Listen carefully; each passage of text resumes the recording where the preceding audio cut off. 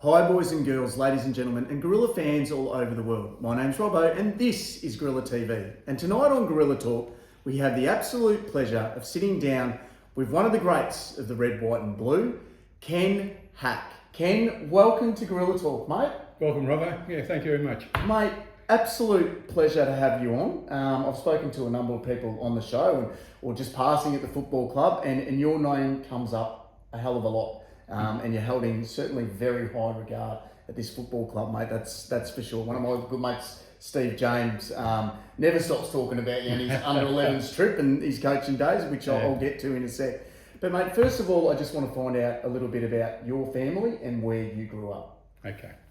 Well, I lived at WILSTON. I went to WILSTON school. I lived in Lovedale Street, WILSTON, which is only about 150 yards from the school. We lived in it was an old shop. It had a shop front on it and all the rest of it. And Mum and Dad moved there in 1948. I was 1 year old, and they were mad Valley Rugby League supporters. Her brother-in-law used to be looked after all their equipment down the valley and everything like that. Anyway, we used to go to all the valley games, and I was dead set on being a footballer for Valleys all my life, rugby league. But I went to WILSTON School, who only, surprisingly back in those days, only played Australian rules. They were supported by WILSTON GRANGE. They wore their jerseys, they had second-hand jerseys and all the rest of them, football. So as far as I was concerned at WILSTON School, I couldn't play Aussie rules because I'm a rugby league man.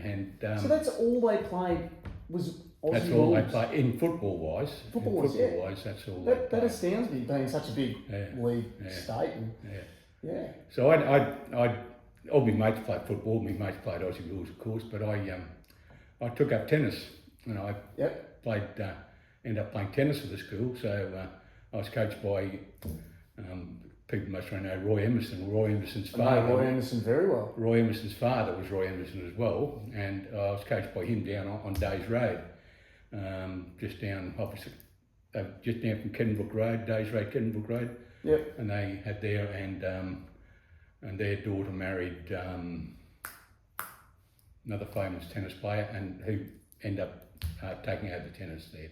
But anyway, I took it up, and I. Did he win the US? Yeah, he was. He won the slam, didn't he? He won the more slams than anybody up until a while ago. He won a lot of US slams, Australian slams. There's an old time we used to play tennis in school time. That they'd come down and play tennis with us. Roy Emerson and. Wow. And you got any photos of that? I wish I did. Yeah, you'd work a bit now.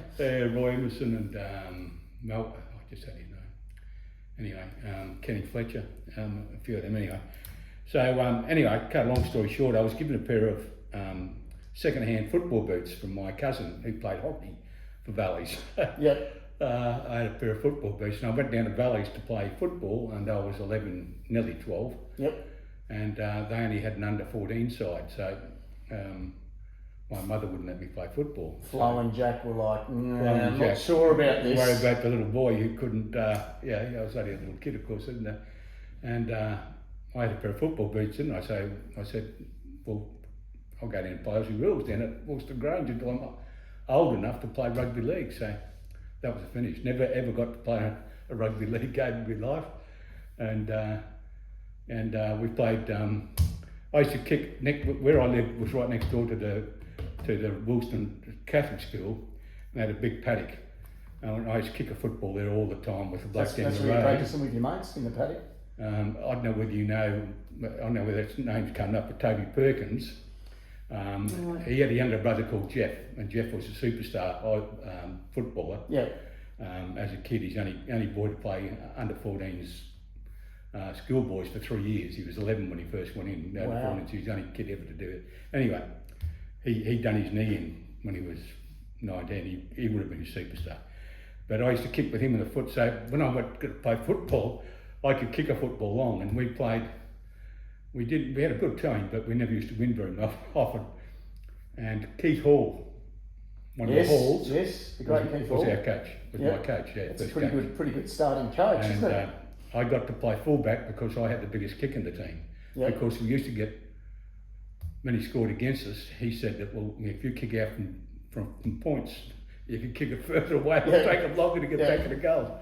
So we just need someone to get it to hell out of there. So we'll give it a Kenny. That was my first year, and of course, after 1 year, I found I was pretty good at it, and just cut a long story short, and then went from there. So next year I played 14s, and the second year under 14s I was in the Queensland team and won the best and fairest here. So. Gee, you're going through all my questions. You're already halfway through and haven't even started. But now I will. Now, Ken, obviously, Mum and Dad were staunch with the diehards. I believe it is. How did they go with you coming? They immediately followed me. They immediately just followed you. I remember. I'm not too sure. Dad was manager of the side in 14s, but he was definitely manager of the side in the 15s, and. I never really played 16s. Well, you must have been a pretty fair player, because even early on in your career, as you mentioned, when you're the under 14s best and fairest, you were selected in the schoolboys Queensland team that year. Then in the following year, you backed it up with the under 15s league best and fairest. You must have been a pretty handy player rather than just someone that just kicked it the hell out of there. Yeah, you must have been pretty handy, mate. Well. I'm tipping you forward didn't get too many goals, mate. No, I played, by then 14s, I was rucking. Oh, you reckon? Yeah. I was 5'11", and then I only ever got to 5'11 and a half, so that was, you see your 14, 15-year-old kids running around out here 6'4". So and they're the Rovers, mate. None of that back in our day, I was the tallest, so that was, so I was rucking then, but I went back to fullback later on, but they 14s and 15s it was a pretty big year actually, because as I said, I won the best and fairest for the league. But I had, after training one night, we were having a kick after training. The bloke kicked the ball over my head and I was running for my ball, and the seniors who started training, before they started training, they were having a kick end to end fairly adjacent, and the A-grade rover was running after his ball, and bang, we hit each other. Yep. I had 7 stitches in my head, and Johnny West, his name was, the bloke, he was put out for this week for the next game with concussion. So from there on in, no juniors were allowed to have a kick after their training. You knocked out their A-grade rover, mate. To have concussion and be out for a week back in those days, that must have been a pretty big concussion. Yeah, well, it's not over, that story. Of course, a few weeks later, I got back and it had healed, and I was once again having a kick before training, and they said, well, I went up from Marks and come down to my head, and my dad was there because he was manager of the side. Yep, check. And apparently I walked up to him and said, where am I? So I woke up in the hospital next morning at 4 o'clock, or wondering where the hell I was. Wow. And that part of me's just all gone. So because they had knocked before in that one, I was off for 5 weeks. So all in all, I was off, missed about 5 or 6 games that year. So I don't know how the hell I won the best and fairest for the league. Well, you're obviously pretty bloody good. I'm not big to say that, because I never won. I was run up for the club, but and also that year under 15s was I played in the last 3 games of the Colts grand final. So that was under 19. So I'm getting there, but you're taking it all off me. Now you went on to win the 17s best and fairest. You mentioned as a 16-year-old, mind you, which is a great feat in itself. You played the under 19 premiership team, because you played obviously a few games with that. How was that running out and winning that? Yeah, well, that was Jimmy Connell. Jimmy Connell was the coach of the Colts. You're playing under some pretty good coaches, mate. I might have. He's a great bloke, Jimmy, and I'll see him on Sunday, hopefully, which should be good. Yeah, I want to try and get some interviews for the next 20 episodes maybe on Sunday. And anyway, I played in the back pocket, and there was another bloke, he played from the 15s too, a bloke called Johnny Warren, who was a Tasmanian. Yeah. Ended up being a chief inspector of police down in Tassie actually, but anyway, he was a half full flank, so he got both of us up to play.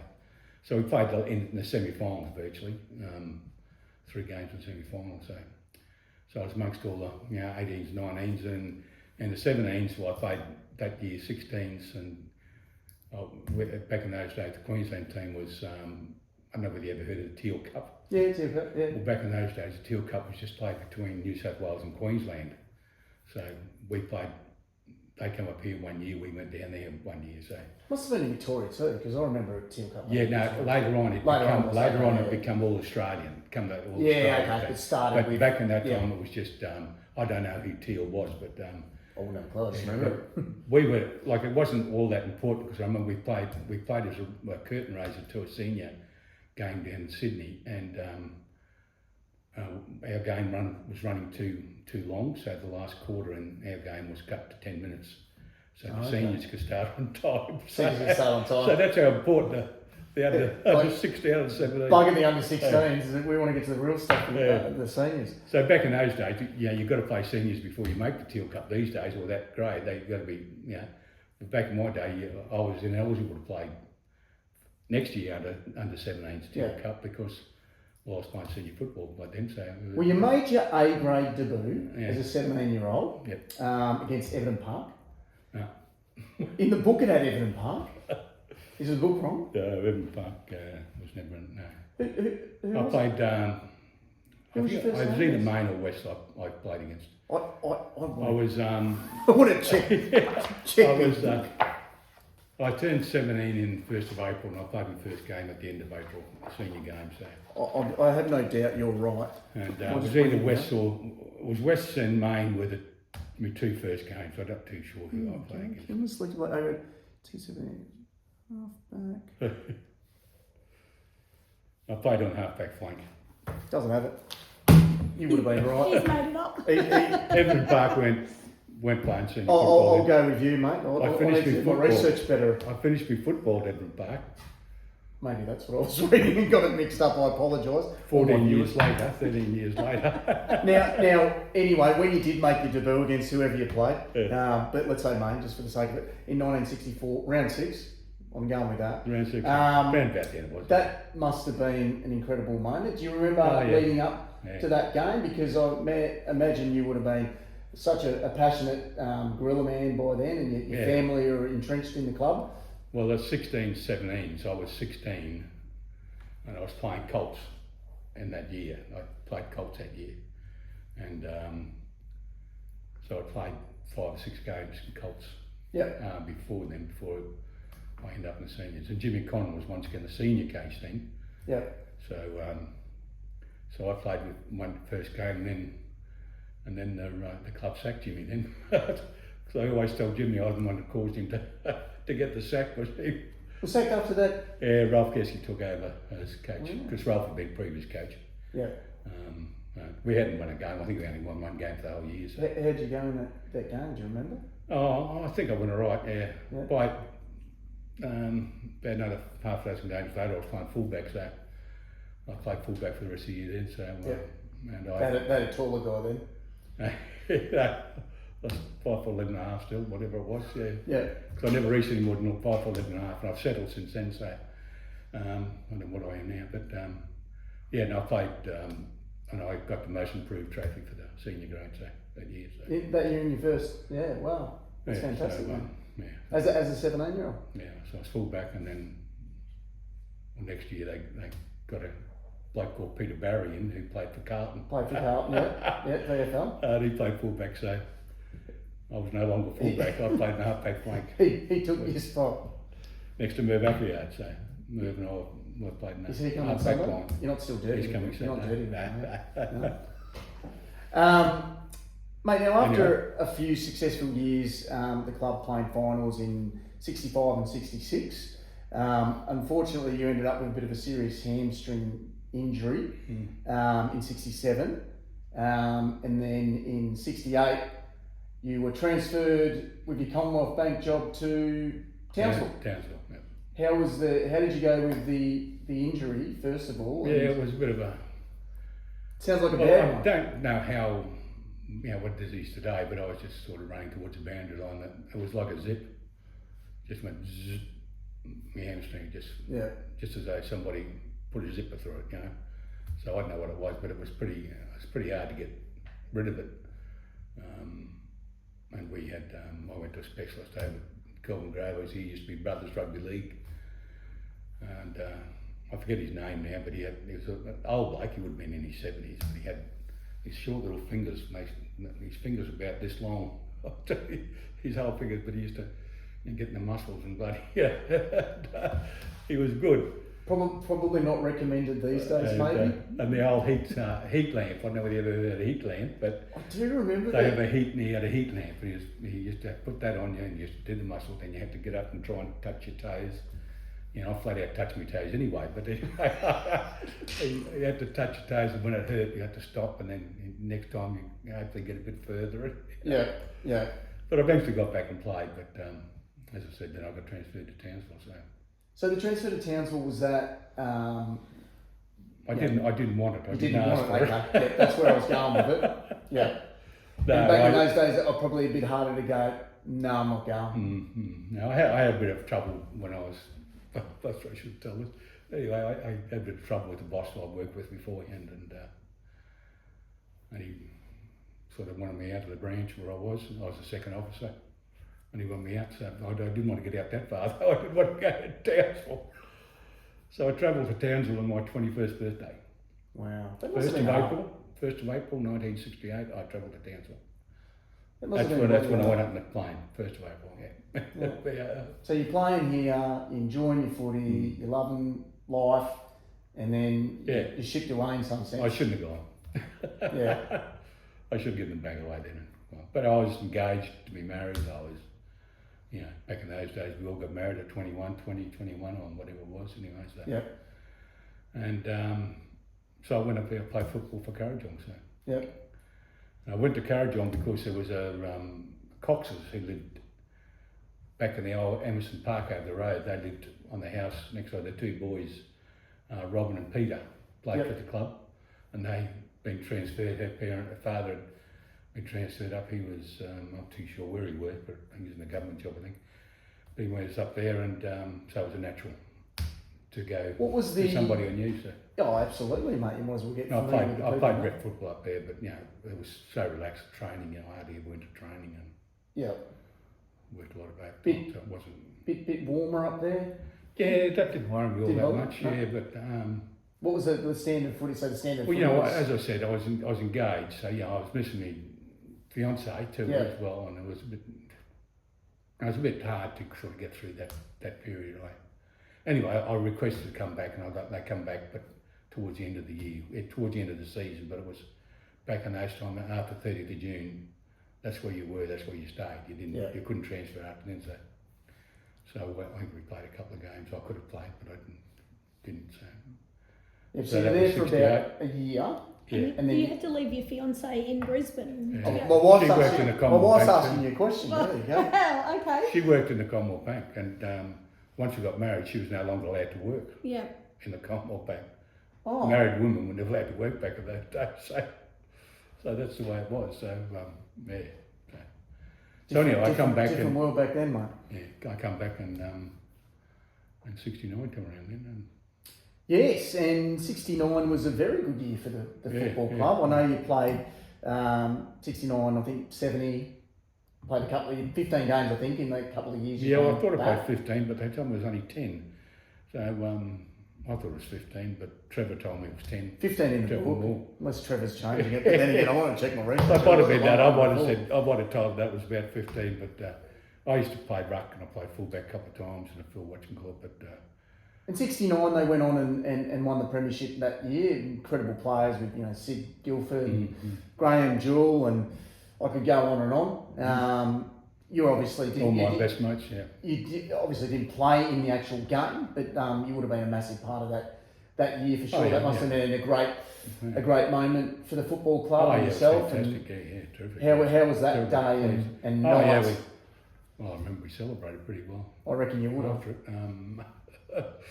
at the big tent out here in the Aberray, while I was watching it, and it was had people donating 5-gallon kegs and 10-gallon kegs, and so it was. Wow.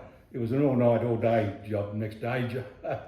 Yep. Cooperoo, I remember Cooperoo came over in a bus. Yep. And we went back out to Cooperoo in a bus. So you probably didn't go home for about 3 weeks. Oh, well, I wouldn't because I didn't play, so I couldn't. Didn't have any more excuses. So I certainly didn't. No, it was a big event for the club because we hadn't won since '55. We'd been beaten in 59 by a point or something. That was my first start, of course I was under 12 then. But we hadn't played in the grand final since then, so it was a big event. And back then, it must have been huge for the local town, I suppose you'd say, because back then in those days, obviously we've had a few guests on. I realised that when there wasn't the Brisbane Lions up here, WILSTON, GRANGE, and these clubs were, your community supported. Everyone would have a gorilla jumper, or you'd have the pom poms waving. As I said, all this donations for the beer fest next day and all the rest, we all come from all different areas. I remember Queensland halfback for Queensland rugby league. He donated a 5 gallon keg. Barry Muir, I remember that. And Bobby Bax was a coach in North's rugby league, and he gave a keg. It was just a dud thing back in those days. And that's what they did. And the Newmarket Hotel was their major sponsor back in those days. Yeah. Or when I say major sponsor, that's where we ran our raffles. So that's where we got our money from, was the raffles. So the local boys won the flag, and everyone's getting on board, enjoying that moment. Must have been incredible. I don't think we won a game next year. We won 1 or 2 games next year. Did you reckon you probably just stayed on the grog for too long? Well, it could have been. The premiership hangover. I was a downhill slave from there. I played mushroom more reserve grades after that. 69, 70, I think I might have played 70. What do you think you sort of finished off your last? Well, I suppose you're getting a bit older. I put on weight. Yeah. As I said, in '69, the reason I come back from Townsville was that I was pregnant. We got married. We were getting married. We had to get married a little bit earlier. Raymond was born in the March of '69. Yep. I had a house. We bought a house before. We were very lucky to be able. My wife was a very good saver because I spent all the money up in Townsville. But we had money to buy a house, and 21 years of age. Yeah. I'm still a kid, and all of a sudden I've got a wife and kid, and I'm looking after the house, have to mow the grass and have to do this and do that. And there's a lot going on. And there's a lot going on. Then you're trying to play football as well. Yeah. So that's from there. I don't blame that for any reason because I had a lovely family life. But football didn't become the be all and end all. The be all and end all. Yeah. And that's fair enough. Cricket did. Okay. So I always played cricket in the summer, but anyway. Bit sort of slower, and you could drink a bit more, and didn't have to worry about injuries. Yeah, we used to just enjoy me. I enjoyed my cricket, but so after that was I put a bit of beef on and wasn't as fit as what I was, so I played reserve grade then for till 77. And 75 I played reserve grade here till. Oh, you made a comeback, that's right. And 76 I coached the 17s here. Yep. And then 77 I come back and made a comeback at Everton Districts. It's probably where I mixed it up. But it's because you rolled through all my questions in the first 10 minutes. I was lost. But 77 you had a fair bit to go in the middle between all that. 77 you had a serious knee injury. Yeah. And I suppose back in those days, you have a serious knee injury, or you see the likes of, say, Gordon Coventry, or could have gone on and they talk about him as potentially being one of the best ever. Cut short. No, it didn't. It didn't make any difference to my football career. No, it's not your football career, but you're coming back from those sort of things a lot harder back in those days. Well, I was off work for 4 months. I had my whole leg was in full cast, and then I was in half cast for whatchamacallit. And even when I went back to work, I still had to go to it was public hospital. After hospital, we had to go up to physio there 3 days a week. Yep. So they had to have somebody there working from relieving me while I was away, because it was the time we drove up there. And now I was away sort of 3 hours every. So and I was paid the whole time, which if I would have given it away back then, I wouldn't have, because by that time I had 3 kids and. Yeah. Well, that was fortunate. Raymond was 11, yeah. So after all that, I definitely had to give it away because I couldn't afford to get injured again, Yeah. And so that's what that's the finish of it. And then I'll jump to transfer back to Brizzy, Premiership year. No, I'm moving over. See, I'm still This is all to do with there. football. This You're still doing football. Now, you'd already been coaching for a few years prior to ending sort of your playing career, I suppose you'd say. a lot of coaching. But you went on to coach, manage teams for almost 20 years with your sons Raymond and Stephen. And you're taking junior youth teams. This is where I'm going to lead into the under 11 strip here. Teams to Melbourne twice, I believe, Sydney and Adelaide. And my good mate, as I said at the start, Steve James, you took him on the under 11 trip, he tells me, so he'll be wrong if he gets this wrong, in 1980, he said it was. And he said he can remember every part of that trip and absolutely loved it. You must have loved the coaching and being on the other side of the fence. What did you love about the coaching? I always loved coaching, always watching. Well, I first coached in a mate of mine. I was 16, he was 16. A bloke called Trevor Spencer. We coached the under 9s to Premiership. Yep. Just been recently in the WILSTON GRANGE Facebook, some old photos of the kids winning the grand final. Yeah. And They so don't we have were it these 16. days, it's just footy for fun. Yeah. So this is when we're playing. I was under 16, so that's what I mean that year. And You coaching the under 9s? yeah, they were, coached them through I think they were the lowest team back in Yeah. those days. You I'm not coached too them through sure the what it Premiership. was. It was it was a lot of blokes went on and played senior football on that side, but anyway, I wasn't going to watch them all, but yeah, they were a good little side, and parents were fantastic. And I was going to of say, course, with the parents were 16-year-old, you're still being treated by the parents as a kid anyway. They'd say. So you're a 16-year-old and you're coaching under 9s. Now, I coach my sons under 9s, and unfortunately this year I'm doing it with another bloke, which makes it a lot easier, I can tell you. Yeah. How did you go being a 16-year-old with some of the kids? Or maybe the behaviour was a lot better back then. It was more of back in those days, you got involved with the kids a lot more as far as, it was a fun thing, we tried to make it a fun thing. It was nothing for them to have a big wrestle, they would jump on top of you and all that sort of stuff. Especially Trevor. Trevor was so good at that. The kids just loved Trevor, because they could, we would do things and he'd just, jump on him and tackle him and, and I was a bit more refined, but Trevor was, so the kids, that's what it was back in those days. You do things then which you wouldn't do now. One of my favourite sayings was at half time. Like wrestling them on the ground. Yeah, but half time watching all was, my saying was, what are we going to do to him? And the kid's supposed to say, kill him. Now, Fetchy said that today, that would not be acceptable. Oh, But that was a part of the G up back in those days, But I love coaching.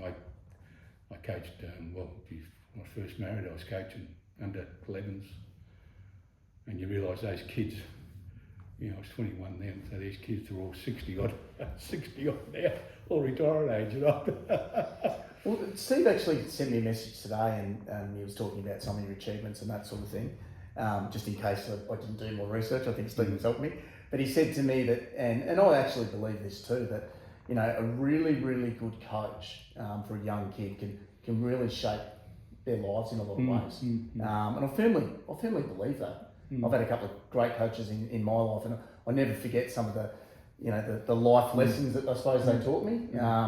Were you big into that sort of stuff? Yeah. Not just all about the kicking and the marking and the handball? Oh yeah, it was, you taught them skills. You didn't teach them how to win. You're there to teach them how to play football. That's what as a kid, they got to learn how to kick, they got to learn to handball, they got to learn what to do when they get the ball, they got to do things like that. They haven't got it's not a be all and end all to win. It's teaching the basics. That's what was my whole, we're talking 11-year-old kids, Yeah. like when I taught 17s, coach 17s later on, it's a different kettle of fish. You know, they should know how to play football at that stage. So yeah, you teach them more how to win, but not when they're kids. You're there to, if you win, fair enough, but you're not. And if you do this job properly and teach them how to coach, and teach them how to play football, the wins will come, won't they? If they can play football properly. So Get them to have fun. so that's what the whole coaching was all about. Was it when you were coaching back then? Was there a bit of fun with coaching, or was it a little bit more serious back in the day? I think it was more fun. If they got out of line, they got a kick up the bum, but it wasn't nothing physical. You know what I'm saying? You didn't. Well, don't. They didn't run right. If If they were doing something, when we took them away, they had to behave themselves, and because I'll go quickly go to that. But when my two boys went away, and they had 2 years to Melbourne, all the boys were builded out. They were all builded out with families, and of course you don't do that now. And so once we got rid of the kids, it was left to us. So parents then looked after us. So it was a pretty good time we had as well during that time. So it was. First year with Raymond was the last year of originally started with we had a coach here. He was in the bank, but he got transferred up here, and he was a part of a little league system down in Melbourne. South Melbourne, yep. Yeah, and he arranged with South Melbourne to come for our team to come down. And what happened? They played South Melbourne Little League. Every team down, senior team had a little league. So, are you from Melbourne? I played in Little League. Yep. Yeah, well, you know the story that they. Play for you play a carnival. Well, South Melbourne used to play a carnival to pick a little league side. For the rest of the year, like all their best players from their carnival got in their side. See, ours, I think they just went around from club to club to club. This is what happened later on. Yeah. What happened was that, but our kids used to before Raymond, our kids used to go down there and play instead of that South Melbourne Little League team. They used to play to represent South Melbourne Little League at half time. Okay. The whole thing. Yeah. When we went down, it was the first year the league, not the league, the government in Victoria changed the rules, and they had to pick their teams from schools. Yeah, okay. All in the area, right? So South Melbourne League schools in their area, they played at half time. They didn't pick a side. That year we went down, the first year with Rome was the last year that they picked a team. And we would always play them on, instead of them playing Little League, we played them the next day. We didn't get to play at half time. Okay, yeah. But we got a game to play against them. And these kids are the crop. Cream of the crop, yeah. Yeah, they're cream of the crop, that's what I'm trying to say. I think it was six of their kids played with us and 6 of their kids played with them, for each quarter, so that's to make it, otherwise it would be thrashed, Yeah. But that's when that stopped, and then when Noble Park took over the year after that. Okay. That our kids went to Noble Park and Vicky Burke. Which by that stage I was junior president, so when they come up here, they used to come up in a bus. The kids, but family used to come up in a bus as well. So the Noble Park team would have come up on the bus. This was during the 80s. 80s, yeah. Yeah, right. 69, 80. Yeah, this is 80. Well, I was president from I don't know when I was 83, I think 82, 83 on or something. And that period of time, the parents used to come up with the kids. All the kids were still building it out up here. Yeah. So the parents were stopped at, they used to stop over the brook, I think, in the motel over there. But they still had to use the bus to do things. So it was up to us as a club then to look after them and take them out. So they took the trip up on the bus all together with the parents in the bus. And I remember back in those days, Ken, because I'd come up a few times with my mother to Queensland and Danworth. There was none of this non-smoking. No. You'd be smoking on the bus. No, well, and I'd remember you'd get off at the stop and your clothes and everything was covered. So the young kids. I would think so. Yeah. I was just a memory. Probably didn't even bring it up, but I just. But we used that. to take them. We used to take the kids. We were responsible for the kids who were up there. We used to take the bus. Used to go up to sort of up the coast, and then the parents at night we took them down the coast one night, to Twin Towns and all those places. One night, Saturday night, we used to take them out to the trots over at Albion Park. They used to have a seafood restaurant there. We used to all go there, and Fantastic, yeah. and the club used to take them there. And we had a bloke that was pretty good on the punt actually. And I remember one, he tipped them the first 6 winners, so they were really excited and plenty of money in their pockets, so it was even better. I don't know, are they going to the races? But that was our themselves? responsibility when the parents grew up. It was my responsibility as president to organise all that sort of thing to happen. So that was just but when we went down there, the same thing happened. They looked after us. But we always flew down. We never went down by bus. We always flew down. So there's only ever 3, 4. Well, they're going, Ken, this Friday, and I believe my wife is leaving at 3 o'clock in the morning on Friday to get to the airport. So that'll be. Does all the parents still go down? Yeah. No, we have chaperones. So there's probably 10 chaperones, and we stay in a hotel down there, and we look after. I've got 4 kids. One of them is mine that we are responsible for. Yeah, right. Yeah, well, I know I've got to one stage where there was all parents, a lot of parents going down. Yeah, there's still parents that are going down and they're being part of the entourage, so they'll be having a very good time while we're chasing around the 4 kids. Yeah, right. Okay. But it's been an incredible, obviously, I suppose you say, tradition that we've had for such a number of years. And I suppose it's great as a football club because all the planning for all of this now starts, well, probably about a month after they get back for the following year. Exactly. Because I know there's a lot of sausage sizzles and barbecues and raising money because you obviously need to get a bit. Yeah. Back in your day, I assume it would have been everyone just paid their way. Oh no, we did have fundraisers, different things to have a cent auction in here. I remember Ladies Auxiliary used to put that on, and I used to MC that too. Actually, Ladies Auxiliary cent auctions. But that was. And the reason I said that is because Steve said, "No, we paid." Yeah, no, you did pay because what happens? We used to fly down, so your flights had to be covered, and we always went down in a shirt or a coat or something, or a special coat. Made and all that sort of jazz.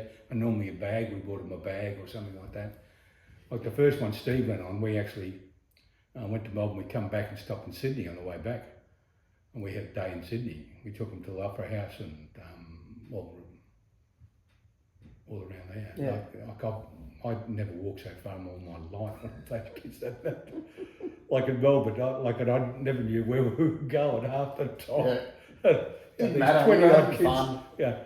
And I had my dad with me and a bloke called Tony O'Shea. Also, Jake went on the. He went on the first trip, but never wanted to do it anymore. He didn't want to walk anymore. He did go to Adelaide one night. Anyway, and the Adelaide one was the same thing. That was a bloke had come up from Bank of Adelaide. He coached the boys and got transferred back to Adelaide, and he organised the trip for us to go down to Adelaide. So the same thing happened. We all flew down to Adelaide, and that was under 13s. Yeah, fantastic. And that was Ray. Steve would have been that. Yeah, that was Ray. Yeah. Steve would have still been around then. I think I never talked about Adelaide. No. Might have been my Steve. I can't remember him. So Adelaide was they only did that for. Yeah, only done that one-off. Yeah, it was only one-off. Yeah. Yeah. Okay. Yeah, we just stopped at. We played a game against some junior team there, Salisbury West, I think it was, and. Once again, the parents looked after us. All the kids had built it out, and we were looked after very well down while we were down there. So, I bet you were, yeah. Mate. Nick, and there's not much you didn't do at the Gorillas. You were also senior club secretary, junior president, and treasurer for a number of years. Can you tell us about some of those roles and what the club went through in those times? Well, we were early on.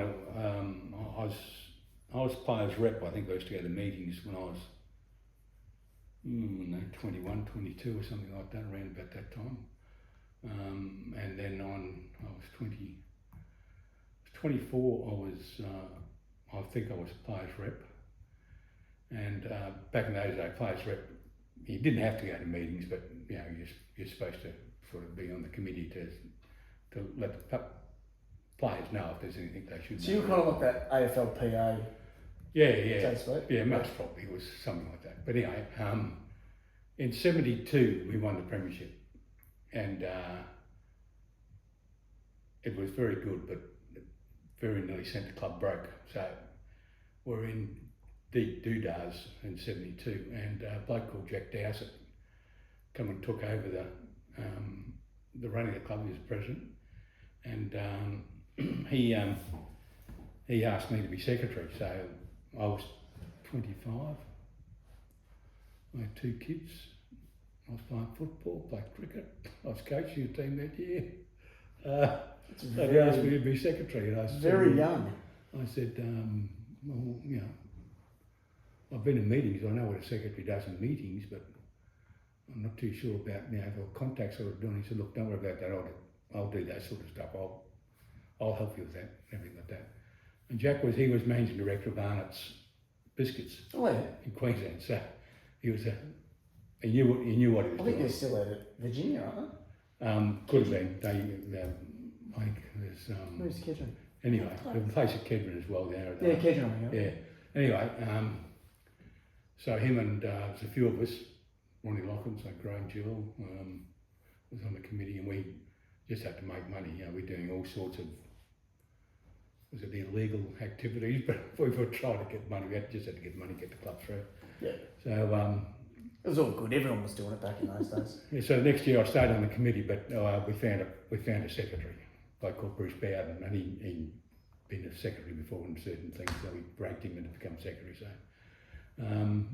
So I was, you know, I was on committees later on after that, but until the juniors, Kerry Dowsett was president, and he went a year without a treasurer, didn't have a treasurer, and then I took over for They 2 come for give you 2 another years. tap on the shoulder. Yeah. So hey, can you do this one too? Well, I worked in the bank, so you know. Oh, yeah, of course, yes. Treasurer, yeah. Yes. And so I was treasurer, and at that time, Kerry's wife used to run the canteen, which was their main. Actually, back in those days, the junior club was a subsidiary of the senior club. Yeah. It was now it is a completely different thing. It's autonomous now from the senior club. Back in those days, if the senior club wanted money, they took it. If the junior club had a lot of money and the senior club were broke, that was their money, because we were just a subcommittee of the senior club. So that's what happened a lot of times. Yeah. Treasurer. When I was treasurer there, we had a thing back in those days. Bingo was very big, and in the valley there used to be a big bingo hall down behind the railway station down there, and they used to have sessions. You know, on a Saturday they had sessions, and my mate was he was in a surf club. They used to do a bit there, and he got us a position, but it was between a big session in the afternoon and then they had another bigger session night time. So we got a little slot between it. So for 2 years I went in every Saturday afternoon with my dad, and whenever else could get volunteers, but used to go in and get you know, there's 1,000 people or something like that. I don't know how many it was, might have been 500, say 500 people at the session, this session. They all used to leave, but I was left with about 80 or 100 people. Yeah, my session. Yeah, okay. It would just be nice to get that big session. It would be great. But we still made a lot of money from that. We made. You went every Sunday. Yeah, every Saturday. Every Saturday. Sorry. Because back in those days too, was AFL was shown on. So I finished playing football, of course, but they had Channel 2 used to show the football every Saturday afternoon. Yeah. And that's the only time you've seen it on TV, except on the winners on Sunday night. Yeah, Victoria Morphy. But they used to have a game on every Saturday. So I never saw any of those. There was no such thing as taping it back in those days either or anything like that. But No. I used to get Dad in. Dad used to help me. We used to just yeah, they did it all, a lot of it, but we had to be there to sort of go and sell the tickets. And You got to have good people and good volunteers, mate. but then to we, run a club. we made the money. That's what I was there for. I was there to make the money, and that was what we did. And it was just, and the canteen was the other. We made a lot of money on the canteen. The canteen was, our big money spinner. So what the people paid was just basically for their jerseys and. Yeah. So where the merch store is now, you're selling your pies and the cans of Coke canteen and was lollies. just outside in the Watchmill. Yeah. Fantastic, right? Yeah. Mate, from all your time and involvement at the footy club, what has been some of your most memorable moments? No, it's a lot of them. Well, yeah, I've been a member now since '59, so there's a lot of time. I'm just so proud of the club. The premierships were good and all the rest of it, but proudest moments is just seeing those kids come up through. I still try and go and see a few junior games. I've been a bit crook this year, so I've only been down to one junior game this year, but I'll have to get down a few more. But just to see them come through and play football, senior football, or get on with life. I've had kids that play football. I coached, a couple of them played for Australia Rugby Union. It was, just to see them kids and to see them later on and to come up and just say, there's a few kids still call me Mr. Hack. Yeah. For God's sake, call me Hacky. You're bloody Ken. I reckon Steve would be one of those. You're too. always Mr. Hack. Yeah. Yeah. And no, of course I coached him. It was different, a bit different. But when I was, I went over to Kevin Grange too. When they formed. So yeah, that merger. Yeah. I was senior vice president over there. So you obviously had an impact on these kids, mate, because they wouldn't come up to you and say that. So you obviously certainly resonated. Yeah, I had my boys with what too. you did. I had my boys with these players, too. They had a lot to do with it, family was a big thing, and the friendships is the most important. All my mates are all people I've met here played football. I played cricket until I was 40, but not too many of them are still my mates, but my mates at cricket. I lost my best mate last year, Graham Jewell, so him and I had been a lot of trips together and done a lot of things together. With my wife, and we used to travel around the country, and they had a caravan. We used to stop in the cabins, and It was nice that they had had him down here. Yeah, that was great. Yeah. Had a little bit to do with sort of coaching at times. His grandson Mario, who's a lovely, lovely kid. Yeah. But I was so proud of him getting a Darryl Wright last year. That was just prestigious award and And they're another lovely family. I never even knew the Wrights, but they were just. Talk about the canteen. Franco used to cook the chips in the back. That was his job, Frank. Yeah. Not too sure whether he had a durry over his head while he was. Well, it was the 80s. You can do those things, can't you?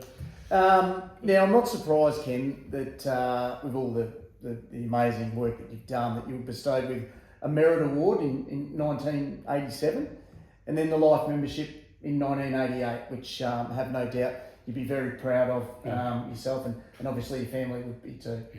No, terrific, No, very, very proud. I was on the committee at that time, and there's another bloke and myself up for Life Membership, and I said, I'm on the committee. He said, no, look, you're not going to go. Get outside while we vote on it, And I come back and they said, no, we decided. Jack Cowling, he was the treasurer of the Old Boys for many, many years. Yep.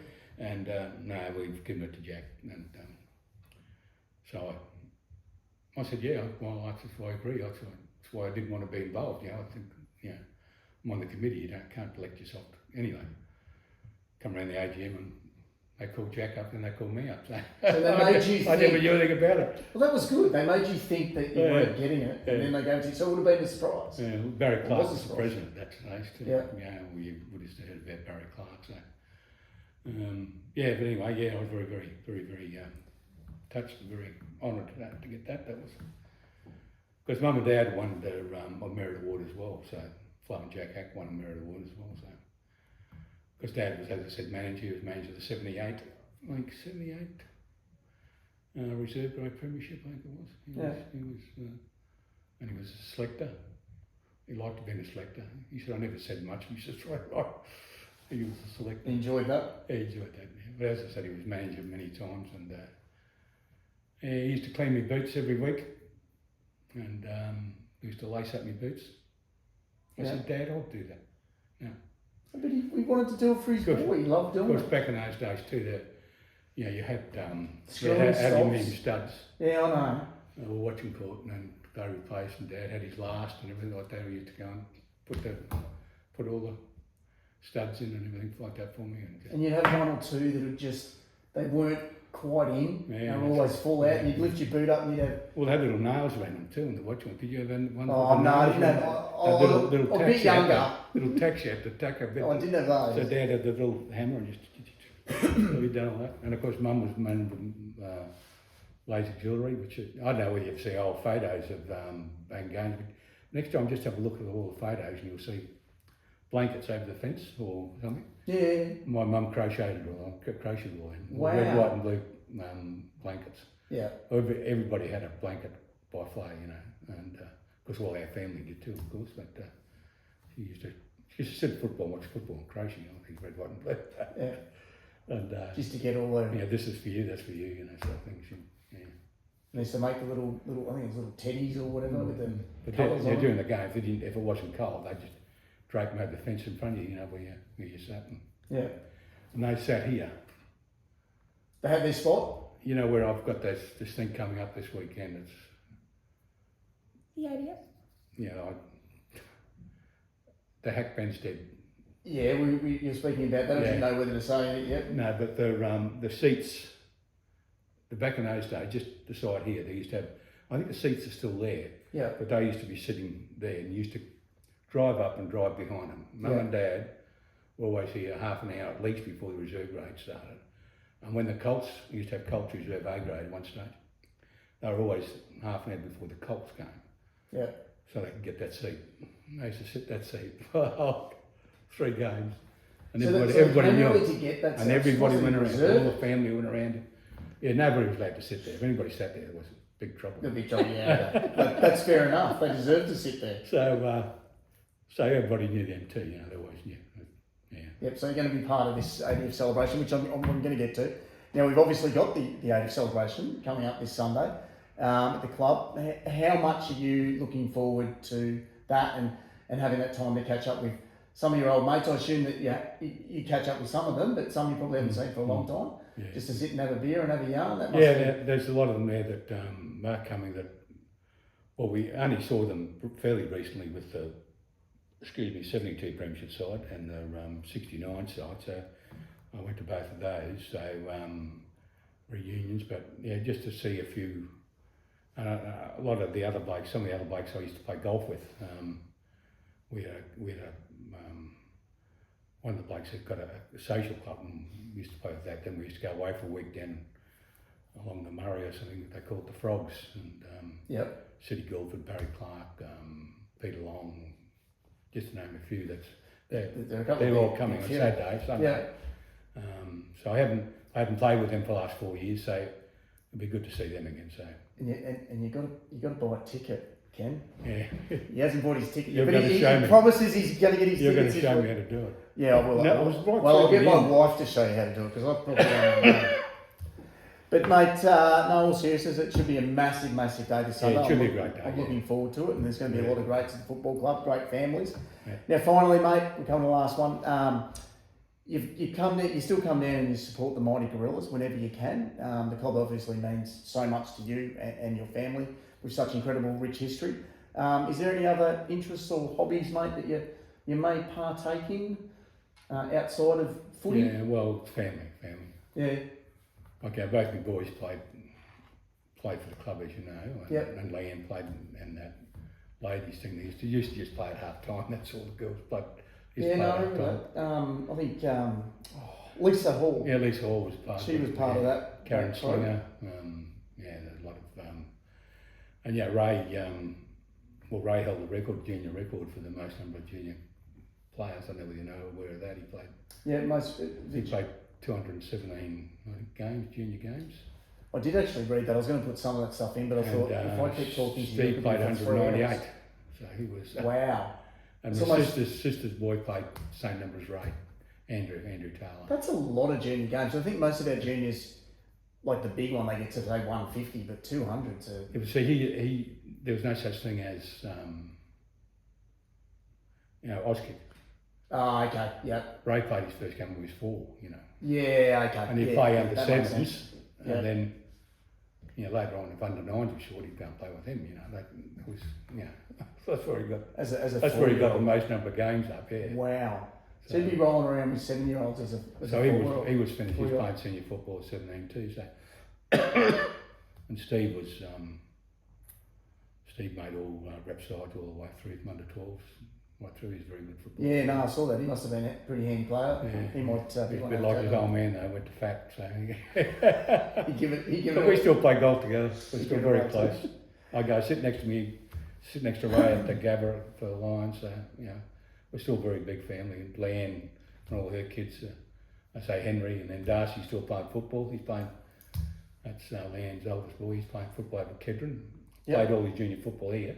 Yep. But not quite up to the standard reserve grade here, and he's playing over there and just loving it. And so are the other Bensteads too. All Tim's 3 boys are playing over at Kedron too. Because, Yep. Well, you know Ryan, wouldn't you? Yeah, I know him as Rhino. Yeah, Ryan. Yeah. Good footballer. No, but he's not. He can't play reserve grade. He's not good enough for the reserve grade. Oh, Yeah. yeah. He was a handy No, look, player. He was a handy player in the 17. So, but They sometimes found their niche. Yeah. Found their niche. he's out there. enjoying It's it not over that there. He loves pressure. it. Yeah. It's not that pressure to play, and they're just enjoying it. I love it, and I support them doing it because, So I normally go and watch Darcy, and then I've got to duck back here to, if Darcy getting beaten, I'll fly back here to see the second half of the seniors. So it doesn't get. Because Darcy gets preference, his family, so he gets preference, I Yeah. can't see him, but, yeah. So having grandkids now, now you've got your kids and your grandkids.